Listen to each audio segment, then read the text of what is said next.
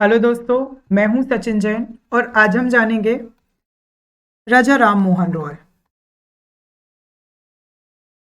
राजा राम मोहन रॉय जी हैं, इनके दार्शनिक विचार और इनके ऐसे सुधार जो सामाजिक सुधार के रूप में कहे जा सकते हैं। सबसे पहले थोड़ा सा राजा राम मोहन रॉय जी के बारे में जान लेते हैं। इन्हें राजा की जो उपाधि है, राजा जो है वो इनकी उपाधि है, वो अकबर द्वितीय जो एक मुगल शासक हुए हैं। औरंगजेब के बाद के टाइम पीरियड में बहुत से मुगल शासक हुए हैं, बहुत छोटे छोटे समय के लिए। उनमें से एक रहे हैं अकबर द्वितीय। उन्हीं ने इन्हें राजा की उपाधि दी थी। तो राजा राम मोहन रॉय जी जो हैं, इनके हम जानेंगे दार्शनिक विचार और सामाजिक विचार। इनके दार्शनिक विचार जो हैं, सबसे पहले हम इन्हें जानने का प्रयास करेंगे। इनके जो दार्शनिक विचार हुए हैं, उनमें पहला बिंदु जो आता है वो आता है एकेश्वरवाद।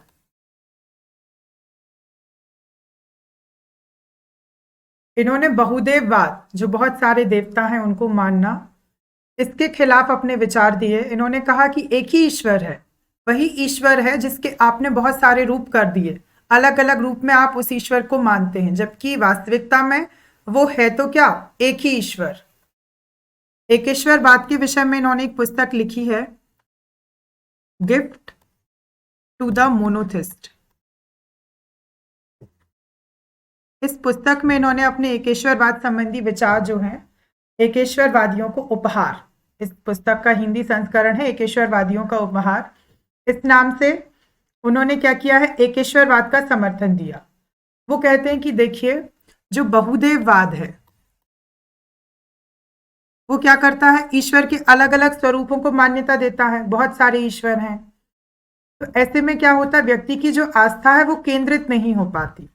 और जबकि ईश्वर एक ही है, बस रूप अलग अलग है, तो वैसे में क्या होगा, हर एक धर्म के जो धर्मावलंबी हैं वो क्या करेंगे, हर एक धर्म में समानता खोजेंगे और उसके कारण क्या होगा, सर्वधर्म संभाव, इसका उद्गम होगा। तो एकेश्वरवाद को क्या दिया है उन्होंने, अपना समर्थन दिया, और इसके माध्यम से वो ईश्वर की एकीकृत व्याख्या करते कि बस वही एक ही ईश्वर है जो हर जगह पाया जाता है, बस आपने उसके क्या किए हैं, अलग अलग रूप बना दिए हैं। दूसरा इनके दर्शन का जो बिंदु है वो क्या देखने को मिलता है, सहिष्णुता। सहिष्णुता से तात्पर्य क्या है कि अपने से भिन्न धर्म वालों को, अपने से भिन्न विचारों को सुनना, समझने की क्षमता रखना। ऐसा नहीं कि अपने से भिन्न किसी ने विचार किया और आप उसके ऊपर हावी हो जाए, नहीं, हर एक को अपने विचार की अभिव्यक्ति करने की स्वतंत्रता देनी चाहिए और अपन को सुनने की क्षमता विकसित करनी चाहिए। यही क्या है, सहिष्णुता। सहिष्णुता को साधारण शब्दों में कह सकते हैं, अपने से भिन्न विचारों को सुनना, समझना। ठीक है। इनके दर्शन का जो तीसरा बिंदु है वो होता है क्या, तर्कवादिता।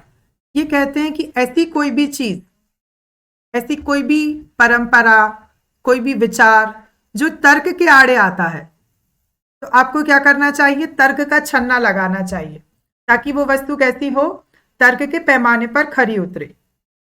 ये क्या कहते हैं कि धर्म का अंधानुकरण नहीं करना चाहिए, बल्कि धर्म को क्या करना चाहिए, तर्क की कसौटी पर कसना चाहिए, उसका अवलोकन करना चाहिए तर्क की कसौटी पर। इनका जो तीसरा विचार आता है वो आता है समन्वयवाद। समन्वयवाद किस रूप में, पश्चिम का विज्ञान प्लस पूर्व का अध्यात्म,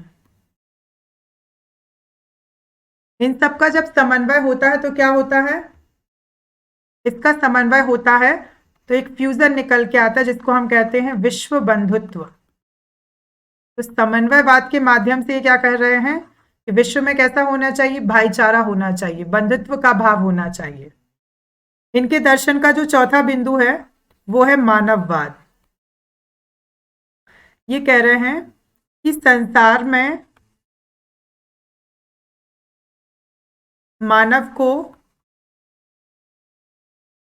मानव के लिए कैसा होना चाहिए? हितकारी। हर एक व्यक्ति अपने प्रति क्या होता है? कारक होता है। अपने लिए सब कार्य करते हैं, लेकिन अन्य के प्रति कैसा हो सकता है?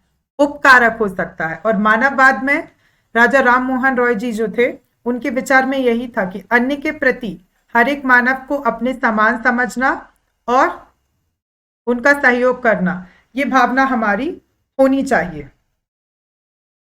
इनके दर्शन में ये सारी चीजें निकल के आती हैं। अब हम जानेंगे इनके सामाजिक धार्मिक विचार। क्योंकि एक विचारक थे, एक सुधारक थे, तो इन्होंने क्या किया? समाज में सुधार का बहुत बड़ा कार्य किया। इसीलिए जो राजा राम मोहन रॉय जी हैं, इनको क्या कहते हैं? पुनर्जागरण, भारतीय पुनर्जागरण के जनक। इन्होंने क्या किया? सोते हुए लोगों को जगाया। कैसे सोते हुए लोग? जो धर्म की पट्टी बांधकर सो रहे थे, जो धर्म की और परंपराओं के नाम पर क्या कर रहे थे? सोच को बांध के रखा था, सोच का चादर ओढ़े हुए थे। ऐसे लोगों को जगाने का प्रयास राजा राम मोहन रॉय जी ने किया। अब इनके सामाजिक विचार जो हैं, इनमें सबसे पहला जो विचार है वो कौन सा है? नारी उत्थान। देखिए, आप सभी जानते हैं सती प्रथा का जो एक्ट है वो 1829 में लॉर्ड विलियम बेटिक के सहयोग से राजा राम मोहन रॉय जी लेकर आए थे। तो इन्होंने क्या किया? सती प्रथा निषेध अधिनियम, इसके माध्यम से क्या कर रहे थे? जो महिलाओं की दयनीय स्थिति थी, सती प्रथा में क्या होता है, जब पुरुष की मृत्यु हो जाती थी तो उसके साथ क्या होता था? उसी की चिता के साथ उसकी पत्नी को भी जीवित जला दिया जाता था। तो एक ऐसी कुप्रथा जिसने स्त्रियों से उनके जीवन जीने का तक अधिकार छीन लिया था, उनकी प्राण एवं दैहिक स्वतंत्रता जो हमारे संविधान के अनुच्छेद 21 में बताई गई है, उसको तक छीन लिया था। तो राजा राम मोहन रॉय जी क्या थे? एक तो इसके पीछे भी एक घटना थी। जब राजा राम मोहन रॉय जी बाहर पढ़ रहे थे तो उनके भाई की मृत्यु हो जाती है, और उनकी मृत्यु होती है तो उनकी पत्नी को भी साथ में सती कर दिया जाता है। तो राजा राम मोहन रॉय जी को जब इस बात का पता चलता है तो वो ये सोचते हैं कि ऐसी शिक्षा का क्या मतलब जो समाज के काम ना आ सके। तो उन्होंने अपनी शिक्षा को पूर्ण कर फिर समाज में सुधार लाने का एक बीड़ा उठाया, और सती प्रथा निषेध अधिनियम जो उस समय के पहले भारत के पहले गवर्नर जनरल थे लॉर्ड विलियम बेटिक, 1835 के आसपास उनका टाइम पीरियड रहा है, 28 to 35। तो उसमें 1829 में सती प्रथा निषेध अधिनियम लेकर आए। इसके अलावा भी उन्होंने महिलाओं के लिए क्या किया? स्त्री शिक्षा का समर्थन दिया। उन्होंने ब्रह्म समाज स्कूल के नाम से कई स्कूल्स भी खोले जिनमें स्त्रियों को शिक्षा दी जाती थी, ताकि वो अपने अधिकारों के प्रति जागरूक हों और अपने विचारों और अपने जीवन को लेकर सजग हों। इसके अतिरिक्त उन्होंने क्या किया? दहेज प्रथा का निषेध किया।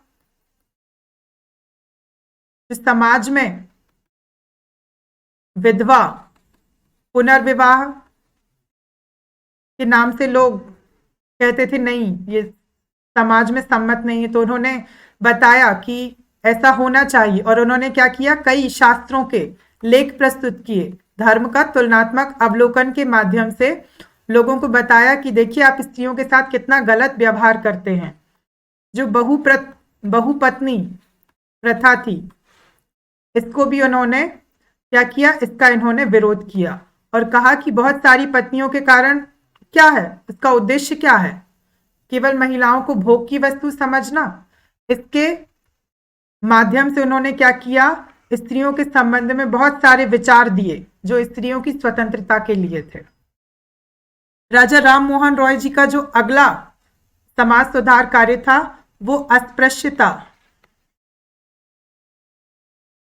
के संबंध में था। उन्होंने यही कहा कि देखिए, कोई ऊंचा है और कोई कैसा है? नीचा है, निम्न जाति का है, इसके आधार पर आप जो भेद कर रहे हैं तो क्या हो रहा है, सामाजिक विघटन। और अस्पृश्यता मतलब छुआछूत के माध्यम से आप क्या कर रहे हैं, मानव के साथ पशुओं जैसा व्यवहार।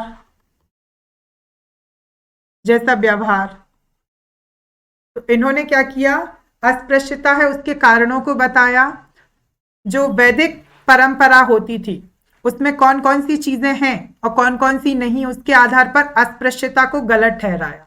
तो इनके धार्मिक विचारों में नारी उत्थान, अस्पृश्यता के संबंध में इन्होंने कहा कि ऐसा हमारे समाज में नहीं होना चाहिए, यदि ये होता है तो कहीं ना कहीं हम पश्चिमी संस्कृति की अपेक्षा पिछड़े माने जाएंगे।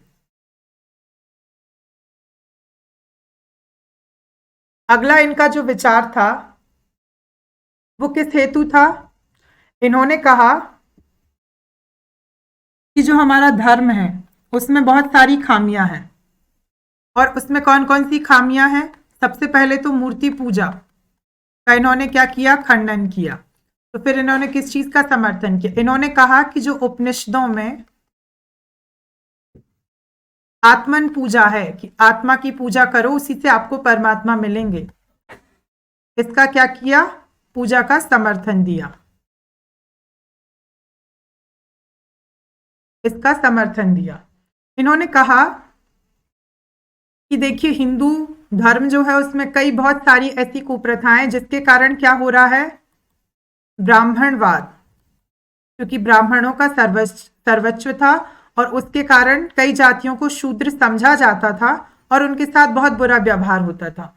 तो इन्होंने कहा था कि जो मूर्ति पूजा है उसके कारण ब्राह्मणवाद को क्या हो रहा है, बढ़ावा मिल रहा है। और जबकि मूर्ति पूजा के विषय में उन्होंने कई ऐसे तर्क दिए जिनके हिसाब से कहा जाए तो ये क्या था, ये मात्र ब्राह्मणों का बिछाया हुआ एक जाल था, उनका ऐसा मानना था, उनकी विचारधारा यही थी। और इसके माध्यम से क्या होता था, जो निम्न जातियां थीं उनसे यज्ञ के नाम पर अवैध रूप से दक्षिणा ली जाती थी। तो उन्होंने कहा कि देखिए आप मूर्ति पूजा में विश्वास मत कीजिए, आप आत्मा को ही क्या कीजिए, परमात्मा की ओर बढ़ाने का प्रयास कीजिए। किस माध्यम से, नैतिकता का अर्घ लेकर। उन्होंने ब्राह्मणवाद का विरोध किया और वो कहते हैं कि देखिए हम मूर्ति को मान लेते हैं, मूर्ति में प्राण प्रतिष्ठा कर देते हैं, मूर्ति में विश्वास कर देते हैं और उसके कारण क्या होता है, हम मंदिर बनाते हैं। और उस समय क्या होता था, कुछ लोगों को मंदिरों में प्रवेश तक नहीं दिया जाता था, प्रवेश नहीं मिलता था। इसके कारण क्या है, उन लोगों को बहुत हीन भावना होती थी कि बताइए हम भी तो इंसान हैं और हमें मंदिर में प्रवेश नहीं दिया जाता। तो मूर्ति पूजा का खंडन करने के पीछे उनका कोई उद्देश्य ऐसा नहीं था कि मुझे किसी को नीचे गिराना है या ब्राह्मणों के प्रति उनका कोई बैर भाव नहीं।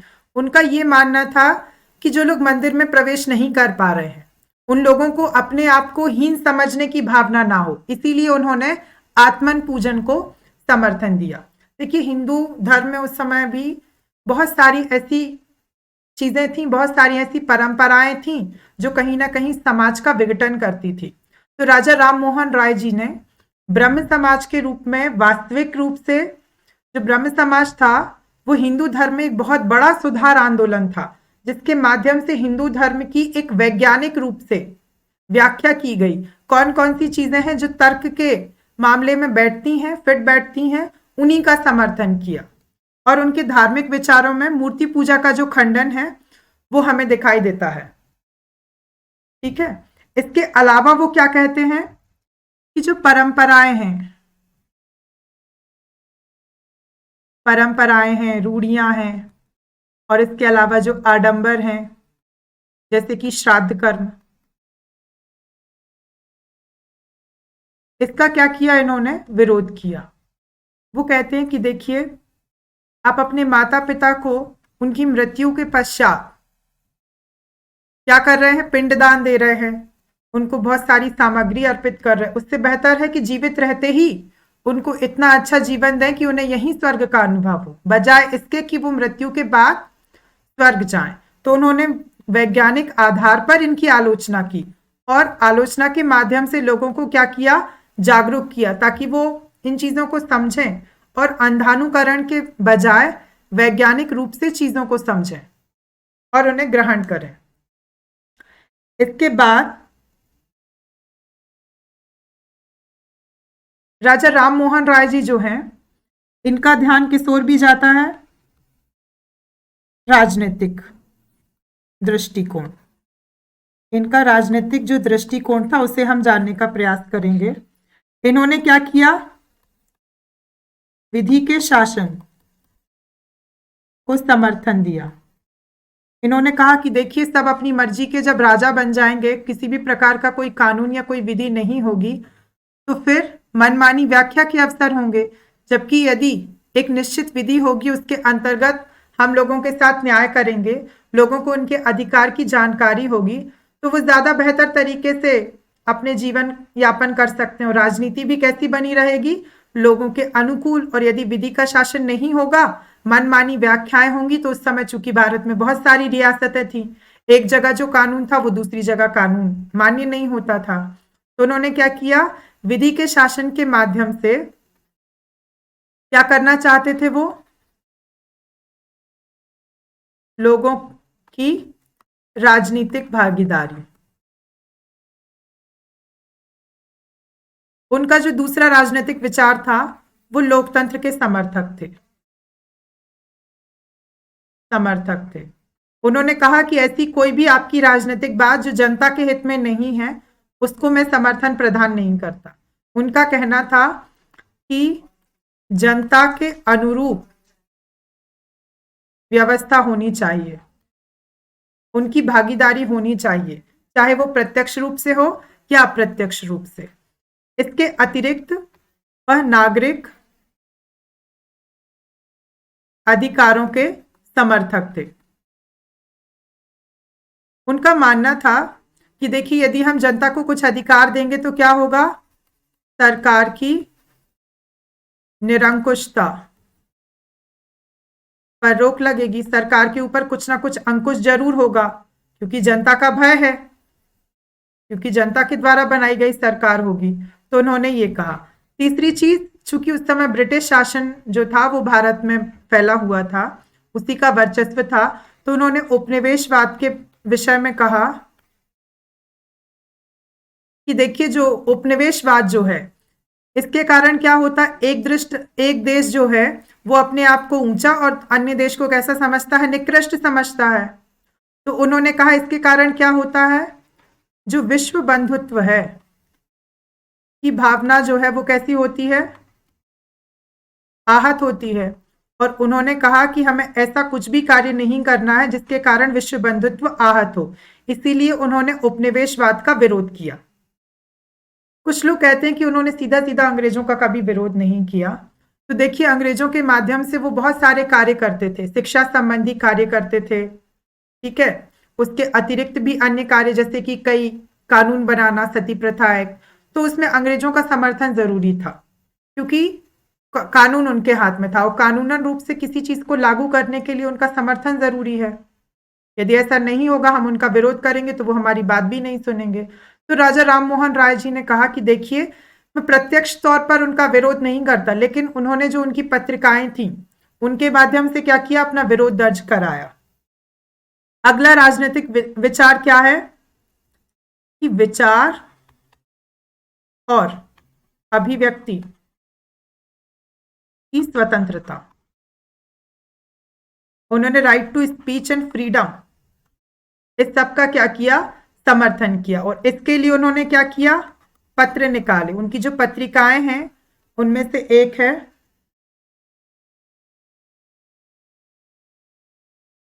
संवाद कौमुदी और मिरातुल अखबार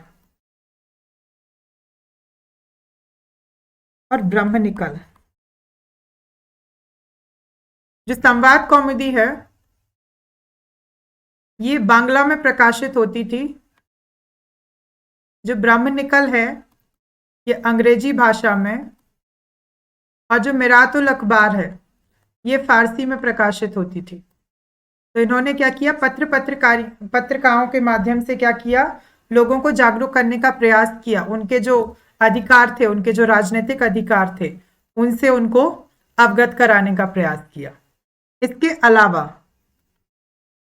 जो राजा राम मोहन राय जी जो थे, इन्होंने एक चीज पर और ध्यान केंद्रित किया। वो क्या? वो राजनीति का एक बहुत बड़ा पहलू है जिसको हम कहते हैं राष्ट्रवाद।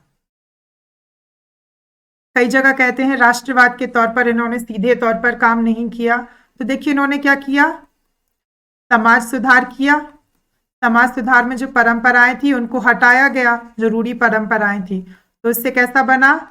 समाज बना सहिष्णु, मतलब सभी एक दूसरे के बारे में अच्छा सोचते हैं, भिन्न विचार वालों के साथ समन्वय। और जब समाज सहिष्णु होगा तो क्या होगा? एकता। और यही एकता कहीं ना कहीं राष्ट्रवाद का क्या है? राष्ट्रवाद का बीजारोपण। इसी से राष्ट्रवाद जो है वो बढ़ता है और वही राष्ट्रवाद पनपता है। तो इनके जो विचार थे, इनके जो सामाजिक और धार्मिक विचार थे, उनसे कहीं ना कहीं राजनीतिक रूप से राष्ट्रवाद का भी पदार्पण होता है।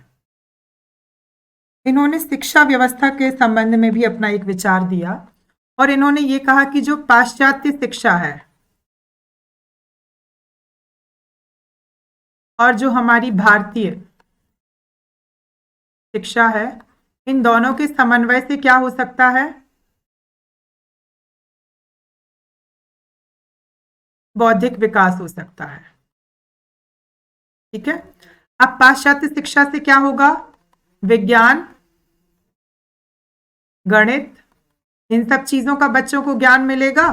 और जो भारतीय शिक्षा है इससे साहित्य और दर्शन और चहुमुखी जो विकास है, जो बौद्धिक विकास है और शारीरिक विकास है, तो क्या होगा? बच्चों को चहुमुखी विकास मिलेगा।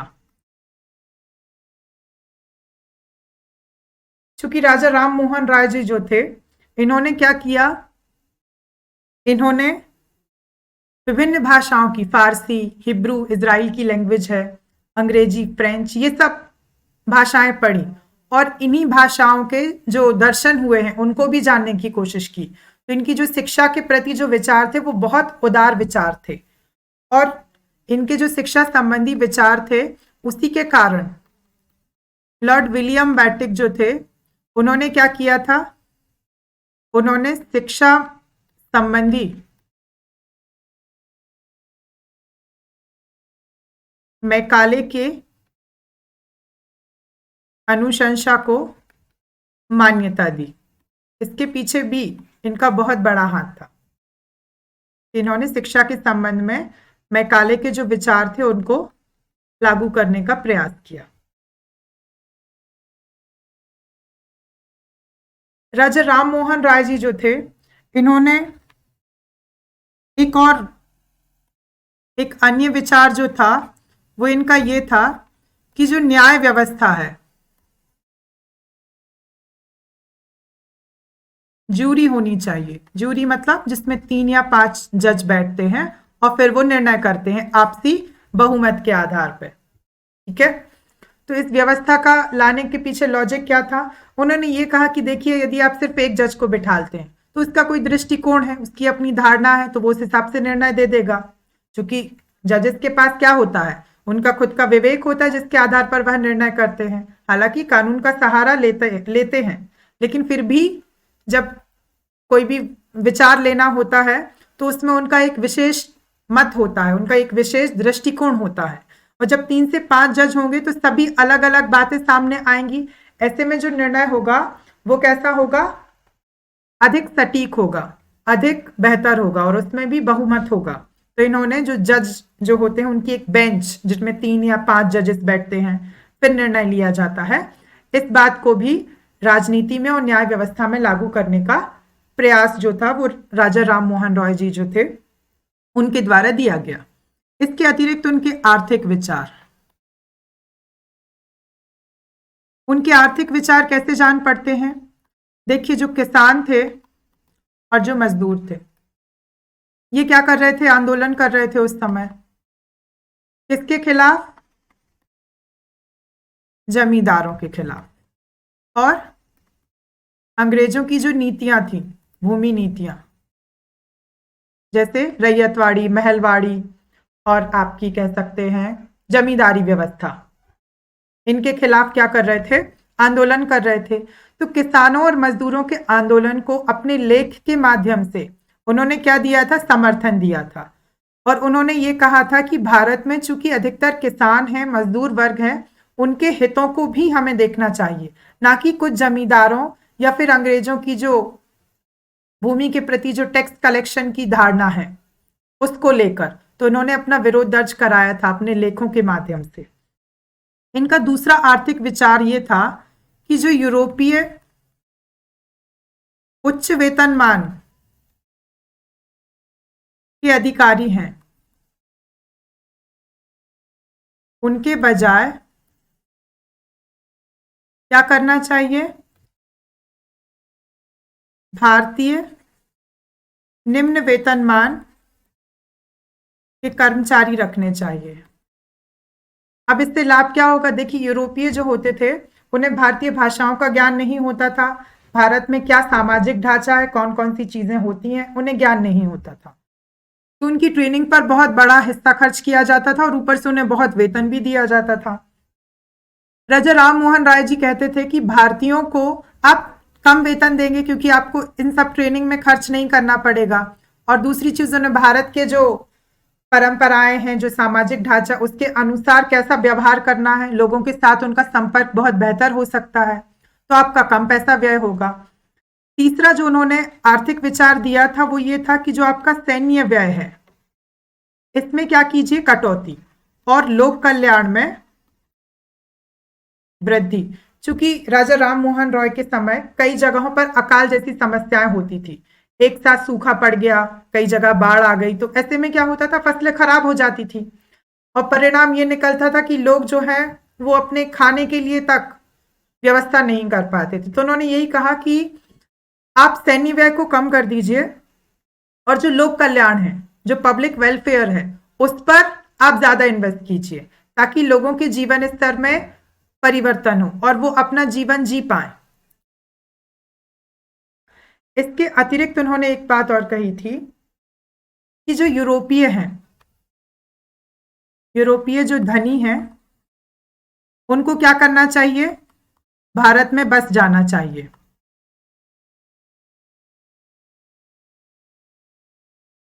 इससे क्या होगा? क्योंकि यदि वो भारत में बसेंगे तो उनकी जो पूंजी है, जो उनका संचित धन है, उसका उपयोग करके वो भारत में उद्योग बना सकते हैं और उन उद्योगों के माध्यम से क्या हो सकता है? भारतीयों को रोजगार मिल सकता है, उनका जीवन स्तर बहुत अच्छा हो सकता है। लेकिन उनके इस विचार को लोगों ने गलत तरीके से समझा। उन्होंने कहा कि ये चाहते हैं कि भारत के लोग अकाल में मर जाएं और यूरोप के लोग यहाँ पर आए तो यहाँ पर एक नया यूरोप का विकास हो और कहीं ना कहीं हमारा जो भारत है वही हमसे छिन जाए, हमारी भूमि पर अंग्रेजों का क्या हो जाए? हमेशा के लिए कब्जा। तो उनका विरोध होने लगा था इस विचार को लेकर, लेकिन उनका जो कह सकते हैं दृष्टिकोण था वो भिन्न था, क्योंकि उनके दृष्टिकोण में क्या था? पूरी तरीके से भारतीयों का कल्याण होना चाहिए।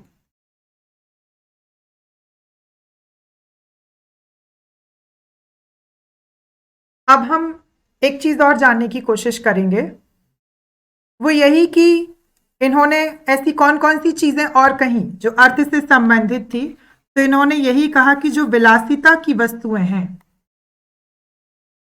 विलासिता की जो वस्तुएं हैं उनके विषय में हमें क्या करना चाहिए? विलासिता की वस्तुओं पर अधिक टैक्स लगना चाहिए। इससे क्या होगा? जो धनी जनता है